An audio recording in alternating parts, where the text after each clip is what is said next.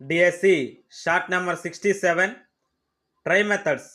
సప్రమాణత అనగా ఏ లక్ష్యాన్ని అయితే మాపనం చేయాలనుకుంటున్నామో అదే లక్ష్యాన్ని మాపనం చేయగలిగితే ఆ ప్రశ్నాపత్రానికి సప్రమాణత ఉన్నట్లు. సప్రమాణతకే ప్రామాణికత అని కూడా పేరు. విశ్వసనీయత అనగా ఒక విద్యార్థి రాసిన, ఎక్కువ మంది రాసిన ఒకే విధమైన మార్కులు అన్ని సందర్భాల్లో రావడం, విద్యార్థి రాయడం, ఇది ప్రశ్నాపత్రం యొక్క స్థిరత్వాన్ని తెలియజేస్తుంది. విషయనిష్టత, దీన్నే వస్వాశ్రయత అంటారు, లక్ష్యాత్మకత అని కూడా అంటారు.